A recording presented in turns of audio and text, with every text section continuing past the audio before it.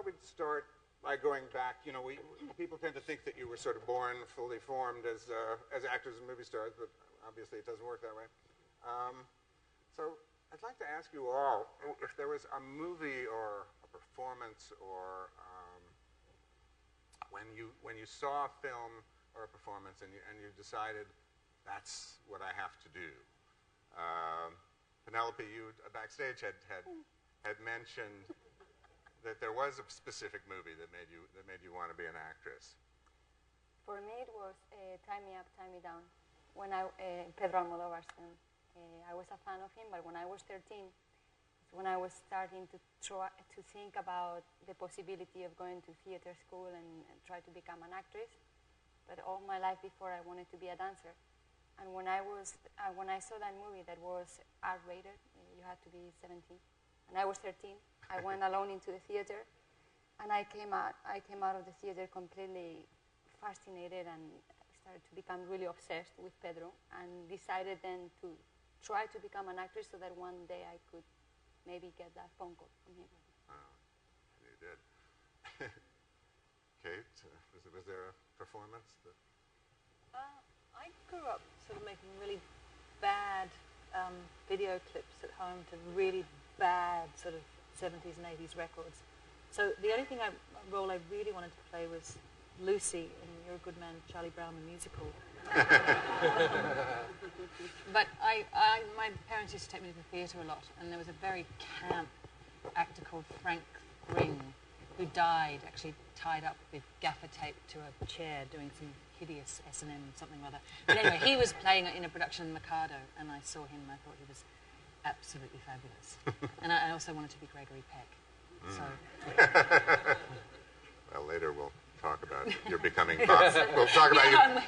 Well, you're about to become Bob Dylan in a movie, so we'll talk about that later. Forrest? When I was little, it didn't seem like a possibility. It didn't occur to me when I was young that I would be going into arts at all. So it wasn't until probably into high school, maybe going into college, that I started to think about it.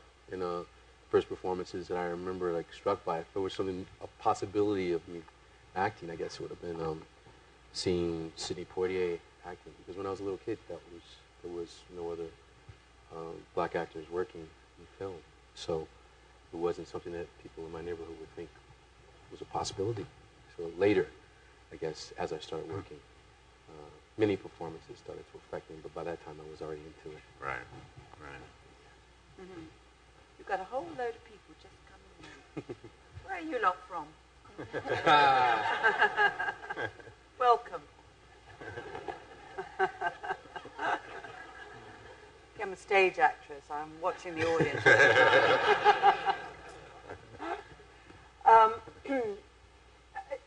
I mean, my first sort of attraction to the whole concept of acting was through theatre, definitely. But the first movie that I saw that really caught my imagination and thought that maybe movies were exciting was actually L'Avventura by Antonioni. It is Antonioni, isn't it? Yeah. Yeah, thank God. I hadn't ever seen that sort of European movie before, and that was incredibly exciting to me. And the idea of making film became, a viable sort of artistic thing to do. Up till then, I'd only really seen sort of, Rock Hudson, Doris Day kind movies, and I wasn't really into them very much. Yeah, far cry from Antonioni. Brad?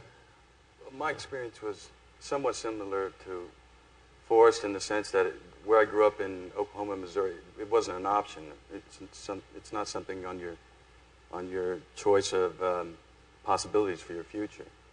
But I'd always loved films. They'd always spoke to me in a certain way and showed me different worlds and different ways to think of things. So they were important to me.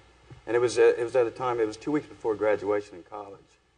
And most of my friends had already had their jobs lined up, and they knew where they were going to go.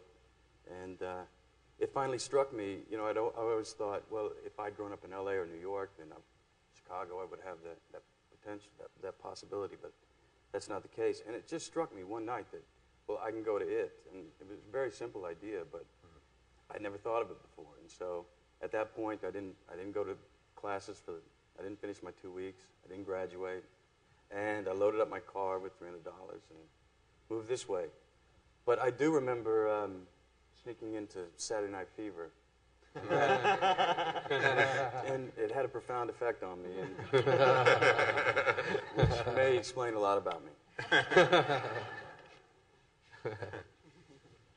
Leo, you actually started out acting very, very young, but was there a moment when you thought, when you began to have a vision of yourself as an adult and having that career and what you wanted to do? Well, I was born and raised in Hollywood.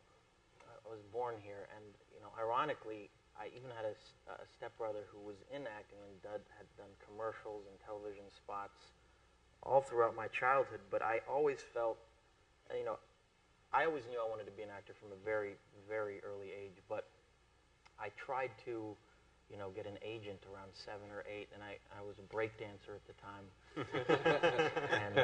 And I had a mohawk or something of the sort, and I was basically rejected. So I always felt that it was an elite club that had to sort of call upon you. They would come knocking at your door one day and say, "Do you want to be an actor?"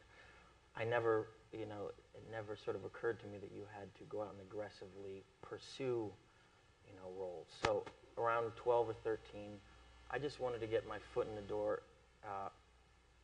After career day, they asked you, what do you want to be for the rest of your life? And it was either, to be a biologist, a travel agent, but I really wanted to be an actor. And I got my foot in the door in commercials and television, but it wasn't really until I got my first movie role, which was This Boy's Life with Robert De Niro, that I started to really research quality film, And certainly through watching his performances, in particular, Taxi Driver, and also I remember at a very young age watching James Dean in East of Eden, and I said to myself, "Wow, I didn't know this was possible, to give a performance this good."